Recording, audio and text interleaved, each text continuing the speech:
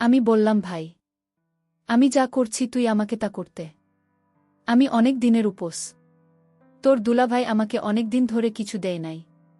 আমি খুব ক্ষুধার্ত। আমি খুব পিপাসিত।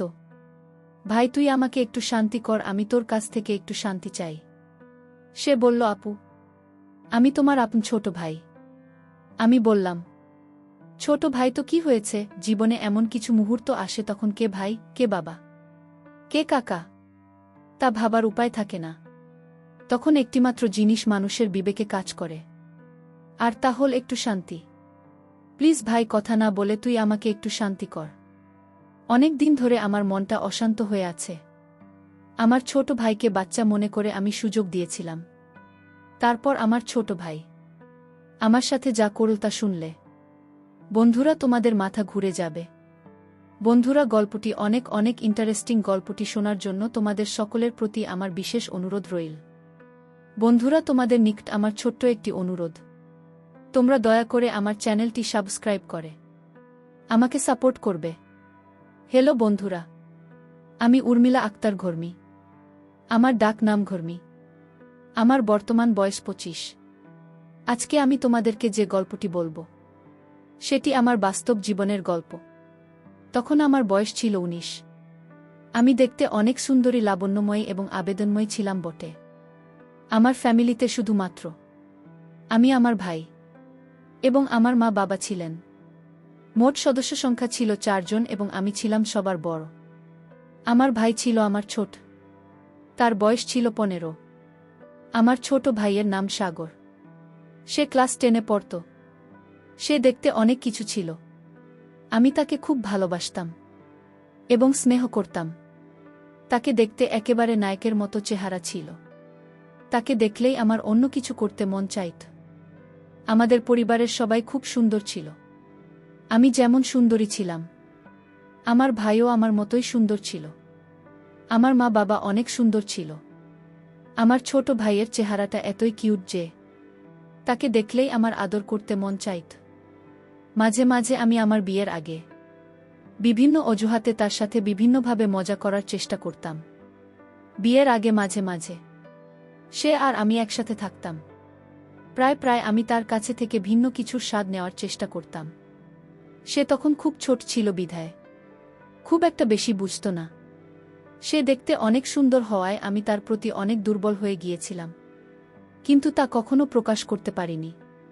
মনে মনে অনেকবার তাকে কাছে পেতে চেয়েছিলাম, তার সাথে ঘনিষ্ঠ হতে চেয়েছিলাম এবং তার কাছ থেকে অনেক ভালোবাসা পেতে চেয়েছিলাম, কিন্তু কখনো সাহস হয়নি বলার। কারণ সে তো আমার ছোট ভাই, যদি কাউকে বলে দেয়। যাই হোক বন্ধুরা, এভাবে কাটছিল আমার দিন।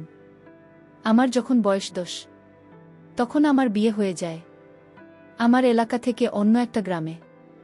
আমার যেখানে বিয়ে হয় সেখান থেকে আমাদের গ্রামের দূরত্ব ছিল প্রায় 8 কিলোমিটার। বিয়ের পর আমি আমার শ্বশুর বাড়ি চলে যাই। সেখানে সংসার শুরু করি। প্রথম আমার স্বামী আমাকে অনেক ভালোবাসত। এমন ভালোবাসা দিত, মনে হয়েছিল যেন আমি স্বর্গে আছি। প্রথম যেদিন সে আমার কাছে আসতে চাইবে, তখন তো আমি খুব ভয় পেয়ে যাই, কারণ সে আমার থেকে বয়সে ছিল অনেক বড়। যেই কথা সেই কাজ। প্রথম দিন সে আমাকে এমনভাবে দিয়েছিল, আমার কাছে মনে হয়েছিল যেন আমার দম বন্ধ হয়ে যাওয়ার মতো অবস্থা হয়েছিল। বিয়ের 2-1 মাস আমার খুব ভাল লাগছিল। সে আমাকে খুব শুকিয়ে রাখছিল, কিন্তু এই সুখ আমার আর বেশি দিন রইল না। আমার কপাল খুবই খারাপ ছিল যে আমার বিয়ের কিছুদিন পরেই আমার স্বামীর গোপন একটি রোগ ধরা পড়ে, যার কারণে আমার স্বামী আমার কাছে ঠিকমতো আসতে চাইত না, আমাকে ভালোবাসতে চাইত না, আমার প্রতি তার কোনো ফিলিংস কাজ করত না, আর মাঝে মাঝে আমার সাথে খুব খারাপ আচরণ করত। আমার স্বামীর এই আচরণে আমি খুব কষ্ট পেতাম। আমি জানি না সে কেন আমার সাথে এরকম আচরণ করত। তার আচরণে আমি অনেক পরিবর্তন লক্ষ্য করি। আস্তে আস্তে তার সাথে আমার দূরত্ব বাড়তে থাকে। সে আর আগের মতো আমাকে ভালোবাসে না। রাত হলেই সে কোনো না কোনো অজুহাতে আমার কাছ থেকে দূরে থাকতে শুরু করে।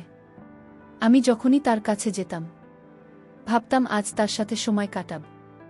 আজকে আমরা স্বামী স্ত্রী মিলে একটু রোম্যান্টিক সময় পার করব। কিন্তু আমি চাইলে কি হবে? তাতে তার কোনো সাড়া পায়নি। আমি যতই তার কাছে যেতে চাইতাম সে আমার কাছ থেকে বিভিন্ন অজুহাতে অনেক দূরে থাকতে শুরু করল। সে এখন আমাকে বিন্দুমাত্র সময় দেয় না। তার আচরণে এতটা পরিবর্তন দেখে আমি খুব বিস্মিত হই।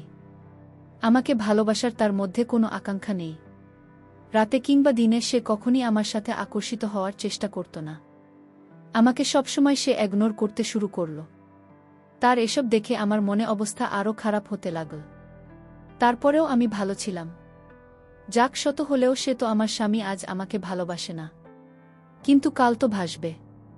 একদিন আমি ভাবলাম, যেহেতু তারা আমার প্রতি কোনো টান নেই, আজকে তাহলে আমি তাকে আমার প্রতি আকৃষ্ট করার জন্য তাকে আমি নিজেই উদ্বুদ্ধ করব। আজকে আমি তার কাছ থেকে আমার অধিকার আদায় করে নেব। সেদিন রাতে আমি অনেক চেষ্টা করার পরেও তার কাছ থেকে আমি কোনো রেসপন্স পাইনি। সেদিন রাতে আমি অনেক কষ্ট পেয়েছিলাম। কষ্ট পেয়ে আমি চুপ করে আমার রুমের এক পাশে বসেছিলাম। হঠাৎ টেবিলের মধ্যে একটি ডাক্তারি রিপোর্ট দেখতে পেলাম। রিপোর্টটি দেখে আমার মাথা ঘুরতে শুরু করল। সেখানে পরিষ্কার করে লেখা ছিল যে আমার স্বামীর বিশেষ হরমোন একেবারে শেষ হয়ে গেছে। সে আর কোনো দিন আমাকে সুখ দিতে পারবে না। রিপোর্ট দেখে আমি যে কি করব বুঝে উঠতে পারছিলাম না, কারণ আমার স্বামীর বিশেষত্ব নষ্ট হয়ে গেছে। এখন আমি কোনো আশায় থাকব? কিভাবে আমি তার সংসার করব? তার যে সমস্যা, সে তো আর কোনোদিন আমাকে সুখ দিতে পারবে না।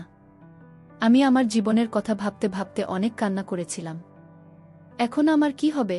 কারণ আমার সবেমাত্র জীবন শুরু। স্বামীর ভালোবাসা, আদর, সোহাগ ছাড়া আমি কিভাবে থাকব? স্বামীর আনন্দ সুখ না নিয়ে আমি কোনোভাবেই থাকতে পারব না। এই ভেবে আমি অনেক কান্না করতে থাকি, কিন্তু কাউকে কিছু বলতে পারি না। মনে মনে ভাবলাম, এভাবে আমি আর স্বামীর সংসার করব না। যেই স্বামী আমার মন বোঝে না, যে আমাকে ভালোবাসা দিতে না পারুক, অন্ততপক্ষে মনের একটু শান্তিতে দেবে। তাই স্থির করলাম, আমি আমার বাপের বাড়ি চলে যাব। তারপর একদিন আমার ছোট ভাই আমাদের শ্বশুর বাড়িতে আসে বেড়াতে। বেড়াতে এসে দেখে আমার ছোট ভাই। আমার মনের অবস্থা একেবারেই খারাপ। আমি বললাম, আপু তোমার কি হয়েছে? আপু বলল, কিছু হয় নাই, আর শুধু কাঁদে। আমার ছোট ভাই ভেবেছিল মনে হয় আব্বু আম্মুর কথা মনে পড়ছে, তাই আপু কাছে। তারপর আমার এই অবস্থা দেখে আমার ছোট ভাই, আমার স্বামী এবং আমার শ্বশুর শাশুড়ির কাছ থেকে বলে আমার বাড়িতে নিয়ে আসে। আমি আমার বাপের বাড়িতে এসে সব সময় নীরবে বসে থাকি, আর সব সময় টেনশনে থাকি। আমি টেনশনে অনেক শুকিয়ে গিয়েছিলাম। আমার চোখের নিচে কালো দাগ হয়ে গেছে। আমার ছোট ভাই আমার এই অবস্থা দেখে আমাকে জিজ্ঞাসা করতে শুরু করে, আপু তোমার কি হয়েছে? দুলাভাই কি তোমাকে অনেক কষ্ট দেয়? দুলাভাই কি তোমার সাথে খারাপ আচরণ করে নাকি না অন্য কিছু? আমি তাকে বললাম, না, এসব কিছু না। টেনশন করিস না, আমার কিছুই হয় নাই। আমি আমার ছোট ভাইকে বললাম, ভাই আমি তোদের বাড়িতে বেশ কিছুদিন থাকব। আমার ছোট ভাই বলল, আপু কিছুদিন কেন? এটা তোর বাড়ি, তুই আমাদের এখানে সারা জীবন থাকবে।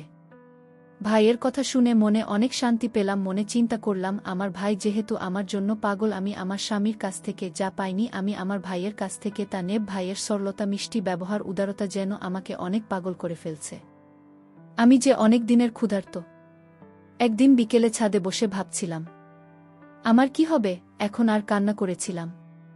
ঠিক তখনই আমার ভাই সেখানে চলে আসে। আমার কান্না দেখে সে আমার পাশে বসে আমার চোখের জল মুছে দেয়, আর আমার কাছে কান্নার তো কণ্ঠে জানতে চায়, কি হয়েছে আপু, আমাকে একটু বলবেন? আমি লজ্জায় কিছু বলতে পারছিলাম না। তারপরেও সে অনেক জোর করার পর আমি তাকে বলি যে, বাইরে তুই আমার ছোট ভাই, তোকে যে আমি কি করে বলি? তো দুলাভাই আমাকে আর তেমন ভালোবাসতে পারে না। তার অনেক সমস্যা, তার অনেক বড় সমস্যা। তারা আমাকে ভালোবাসার মতো কোনো ফিলিংস থাকে না। সে আমাকে কোনোভাবেই কোনো তৃপ্তি দিতে পারে না। সে আমাকে কোনোভাবে সুখী করতে পারে না। এখন আমি কি করি বল ভাই? এই দুঃখ কি কারো কাছে বলা যায়? আমার মুখ থেকে এরকম ধরনের কথা শুনে আমার ভাই প্রথমে একটু চুপ হয়ে যায়। আমার ছোট ভাই যদিও বয়সে আমার থেকে ছোট, তার বয়স প্রায় 16-17 কাছাকাছি। সে সব বোঝে। সে কিছুক্ষণ চুপ করে থাকার পর বলল, আপু, দুলাভাইকে ডাক্তার দেখাও। আমি বললাম, অনেক ডাক্তার কবিরাজ সব দেখিয়েছে, কিন্তু কোনো কাজ হয় নাই। বিয়ের আগেও নাকি তার এরকম সমস্যা ছিল। তারপর অনেক ডাক্তার দেখিয়ে সে কোনোরকম ভালো হয়েছিল, কিন্তু ডাক্তার বলে দিয়েছিল যে আপনার যদি পরবর্তীতে এই রকম সমস্যা হয় তাহলে আর ভাল হওয়ার সম্ভাবনা নেই। আমি আমার ছোট ভাইকে বললাম, বাইরে সে আর কোনোদিনও আমাকে সে সুখ দিতে পারবে না। আমার কথা শুনে তারও মন খারাপ হয়ে গেল।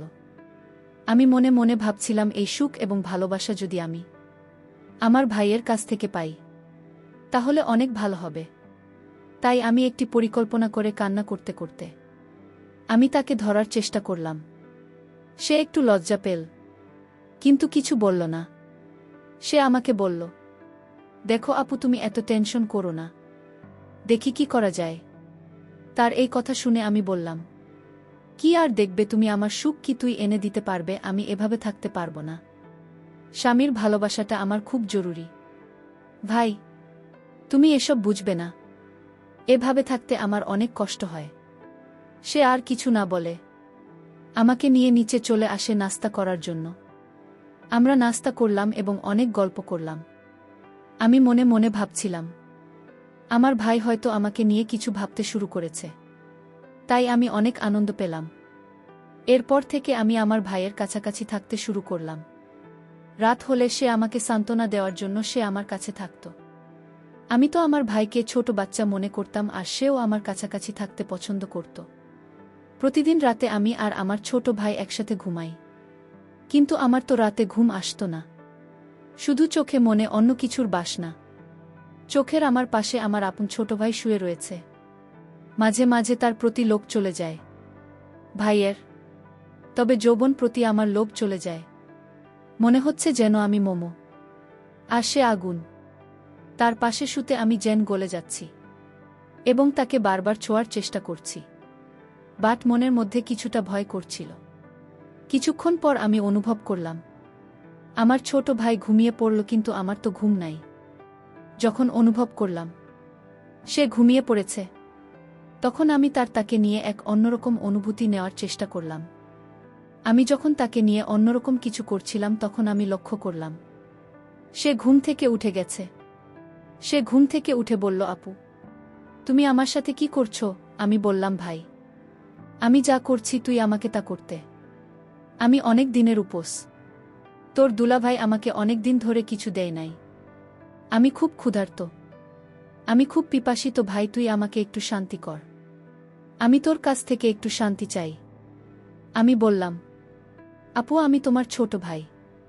আমি বললাম, ছোট ভাই তো কি হয়েছে? জীবনে এমন কিছু মুহূর্ত আসে তখন কে ভাই, কে বাবা, কে কাকা তা ভাবার উপায় থাকে না।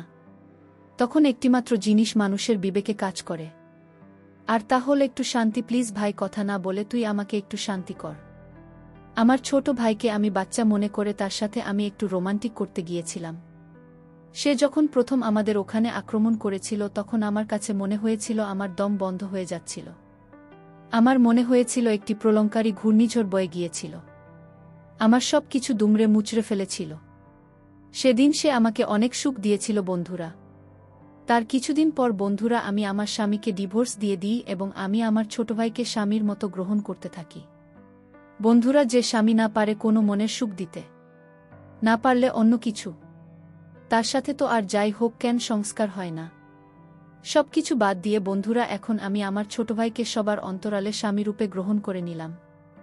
আমি জানি না আমার এই জীবন কতদিন চলবে বন্ধুরা। আমি ভুল করছি, নাস্তিক করছি, তা আপনাদের উপর ছেড়ে দিলাম। নিশ্চয়ই আপনারা কমেন্ট করে জানাবেন।